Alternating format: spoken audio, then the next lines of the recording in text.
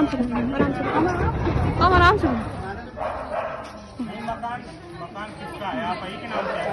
अभी मेरा दरवाजा पीटा गया है यहाँ पे उनकी बहन के द्वारा आके। अगर मेरे घर को और मेरे बच्चों को कोई भी वो होती है, पुलिस खड़ी है। And look at what he has done to me. This fucking asshole. ईटा उठा रहे पुलिस के सामने मार रहे हैं। Want to know what is your name? नाम बताइए ना, नाम बताइए सर। अरे नाम का रिकॉर्ड बताइए ना, कौन से पुलिस अधिकारी है? क्या हो? एक आम नागरिक है। आके इन लोगों को निकालिए। और ये मेरे मकान मालिक को बोल रहे हैं कि आके निकालिए। They do not know the law। प्रधानमंत्री नरेंद्र मोदी के संसदीय क्षेत्र में सनसनीखेज यानी एक महिला के ऊपर पथराव होता है। जिस तरीके से उस महिला ने आरोप लगाया है और उसके सामने पुलिस भी खड़ी होती है और पुलिस बचाव नहीं करती है, मुख्य दर्शक बनी रहती है, सिर्फ जो पुतला होता है उस टाइप के। सीधे तौर पे हम चलते हैं जिसके साथ ये कांड हुआ है, जिनका नाम है सृष्टि कश्यप। सृष्टि कश्यप काफ़ी दिनों से बनारस में रह रही हैं। वो एक एनजीओ भी चलाती हैं और जो छूटा पशु हैं उनका भी देख रेख करती हैं। सृष्टि जी, ये बताइए कि कब से बनारस में रह रही हैं, क्या कुछ मामला था, क्या कुछ आपके साथ हुआ? जी, बनारस मेरी जन्म स्थली है, लेकिन अभी मैं कुछ महीनों पहले ही वापस आई हूँ ये शेल्टर खोलने के लिए। और जब से हमने यहाँ शेल्टर खोला है तब से हमारे साथ लगातार बदतमीज़ी हो रही है। और बदतमीज़ी इसलिए हो रही है क्योंकि हमसे पैसे मांगे गए यहाँ पे, क्योंकि हम 2 महिलाएं हैं और उन्हें लगा कि वो हमें प्रेशराइज़ करके जो है पैसे निकलवा सकते हैं, जिसके लिए शायद उन्होंने पुलिस का भी सहारा लिया कि वो हमें इंटिमिडेट कर सकें। 25 तारीख की सुबह हमारे दरवाजे जो है एक भीड़ आती है। भीड़ मुझे, मेरी माताजी को जो है बहुत बुरी तरीके से मारती है। और मारने का जो नेतृत्व है, उस भीड़ का जो नेतृत्व है वो करते हैं भाजपा के भूपेंद्र दुबे और मिस्टर राजेश मिश्रा। ये 2 लोग अपनी गाड़ी पे भाजपा का झंडा लगा के आके भीड़ का नेतृत्व करके उसे मेरे शेल्टर के अंदर घुसाते हैं और हमें पिटवाते हैं। और बात यही नहीं है, जब हम थाने जा रहे होते हैं रास्ते में, तो बीच रास्ते में, बीच सड़क पे 2 पुलिस वालों की मौजूदगी में मेरा कुर्ता खींच के फाड़ दिया जाता है। और थाने जाने के बाद हमें वहाँ से भी कोई रिलीफ नहीं मिलती है। मेरी एफआईआर दर्ज होने में, इतने सबूत होने के बाद, इतने एविडेंसेस होने के बाद मेरी एफआईआर 30 घंटे के बाद दर्ज होती है, जब सोशल मीडिया पे ये सभी वीडियोस वायरल होते हैं। तो उस प्रेशर में आके पुलिस जो है एफआईआर दर्ज करती है। और एफआईआर दर्ज होने के बाद 26 की शाम को अभी तक मुझे there has been no arrest, no apprehension of any of the culprits जिनका मैंने नाम एफआईआर में डाला है, जिनका मैंने वीडियोस पुलिस को दिया है। और इसमें पुलिस कहीं ना कहीं से they are an accomplice of the criminals as well, क्योंकि पुलिस भी आप देखेंगे उस वीडियो में मेरे से बदतमीज़ी करती हुई नज़र आ रही है। जब मेरे कपड़े फाड़े जा रहे हैं तो पुलिस वहाँ खड़ी होकर देख रही है मुझे बचाने के, इंस्टेड ऑफ सेविंग मी।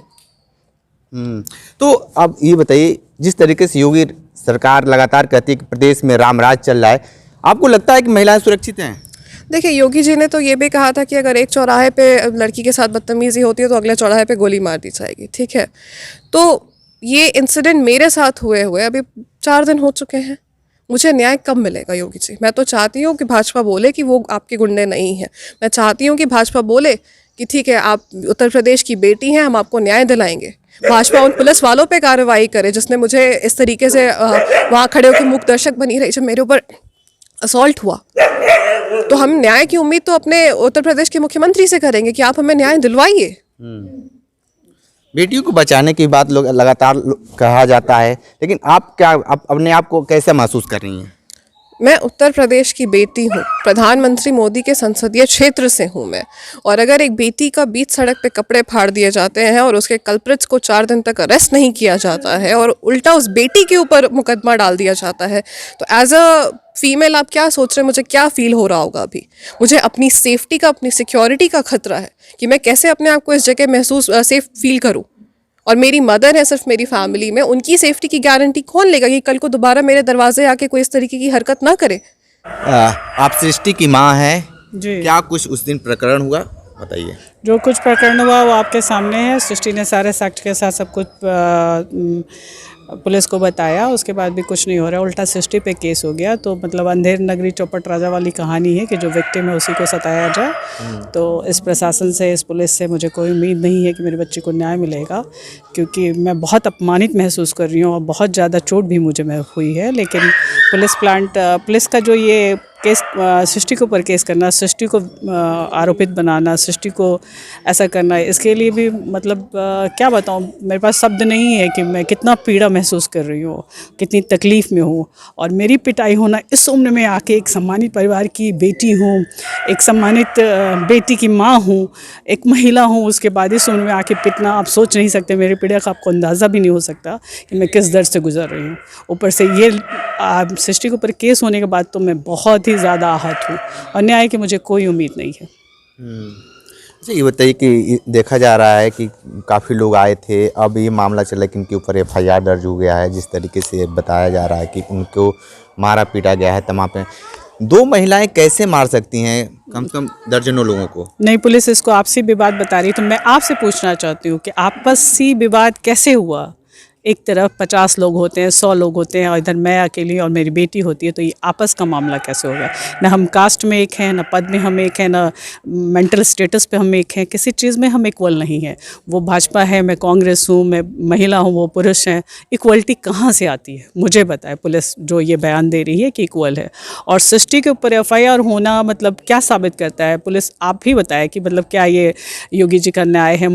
यही वो गेट है और इनका सीधे तौर पे आरोप है कि भीड़ आती है और इनके ऊपर अटैक कर दिया जाता है। लेकिन यहाँ पे अभी इनके जो मकान है, कहीं तरीके से उत्तर प्रदेश सरकार ने जिस तरीके से लगातार ये कह रही है कि जो तांडव मचाएगा उसके ऊपर बुलडोजर चलाया जाएगा।